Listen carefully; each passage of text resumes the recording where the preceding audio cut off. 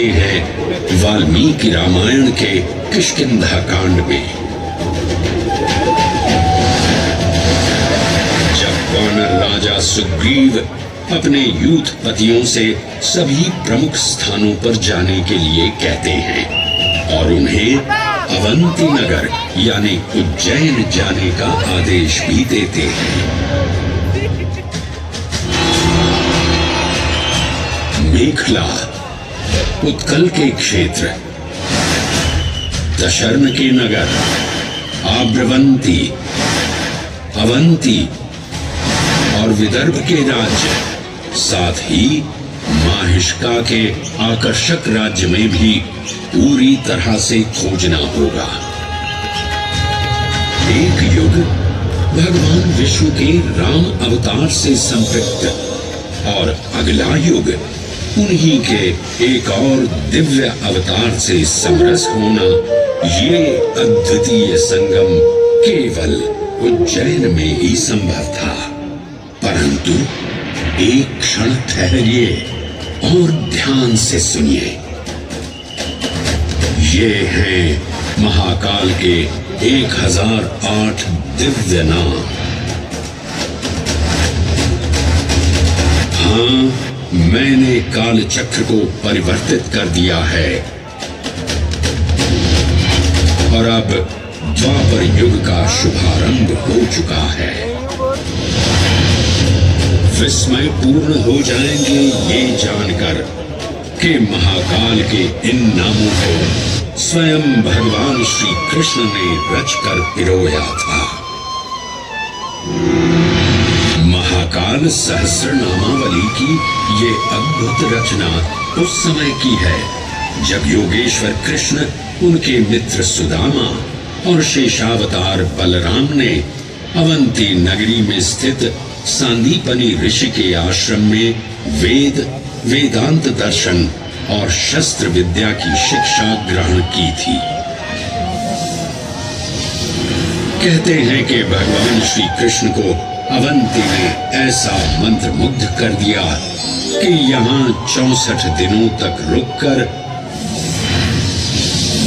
उन्होंने 64 विद्याएं और 14 कलाओं का ज्ञान लिया। उज्जैन का संबंध महाभारत से भी जुड़ा हुआ है।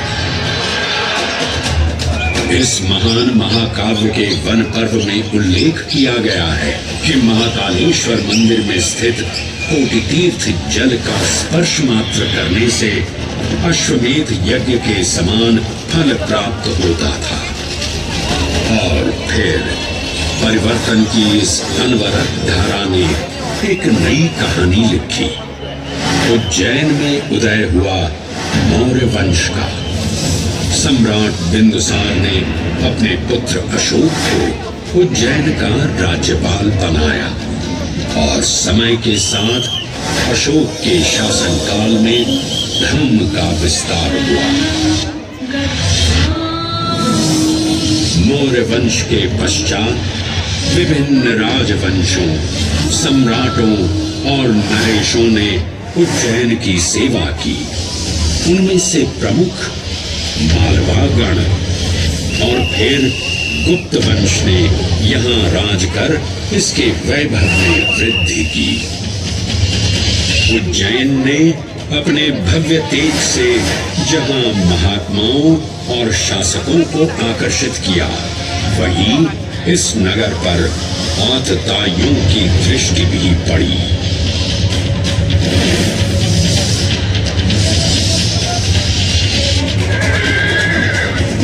शक मध्य एशिया की खानाबदोश जनजाति थी, जिन्होंने उत्तर पश्चिमी और मध्य भारत के कुछ हिस्सों पर आक्रमण कर अपना शासन स्थापित किया।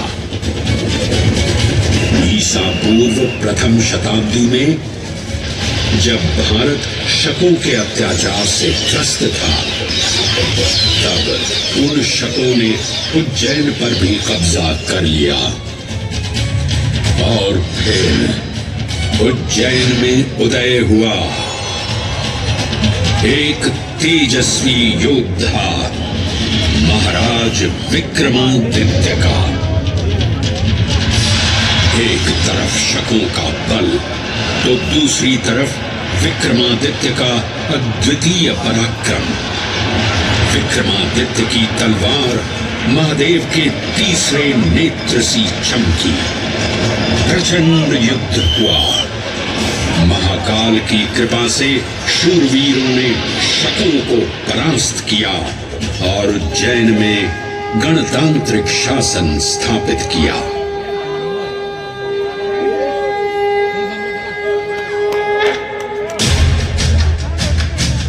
इन्हीं महाबली विक्रमादित्य की राज्यसभा महाकाल मंदिर में ही प्रतिष्ठापित थी। आज भी इस मंदिर की घंटियों में विक्रमादित्य की वीरता और शौर्य की प्रतिध्वनि गुंजायमान होती है।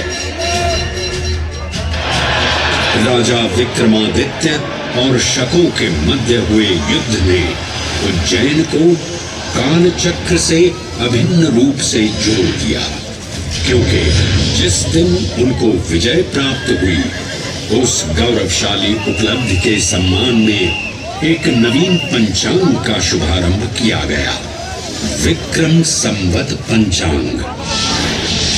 आज भी कई हिंदू पर्व और धार्मिक अनुष्ठान विक्रम संवत पर आधारित हैं।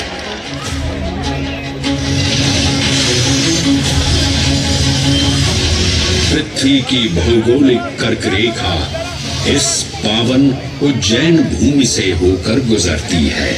लगभग 300 वर्ष पूर्व उज्जैन विश्व समय का प्रमुख संदर्भ बिंदु था। यही कारण है कि उज्जैन की वेदशाला में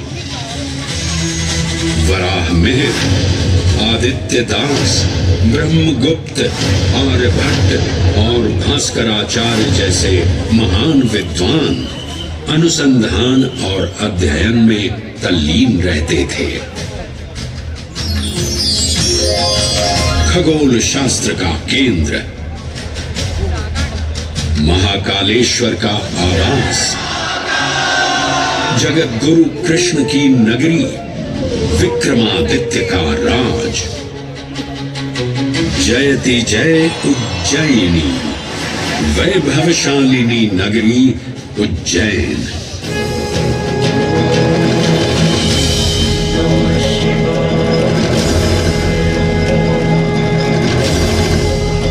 श्वासों को शिव मंत्र से अलंकृत कर, मन को भाव की गंगा से निर्मल कर, जो भी उज्जैन में महादेव की शरण लेता है उसका कल्याण होना निश्चित है।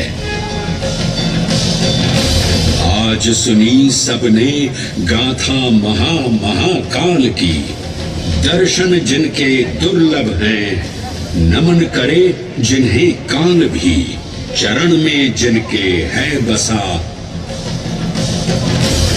ये समस्त संसार कभी नहीं देखा होगा धरती पर ऐसा चमत्कार।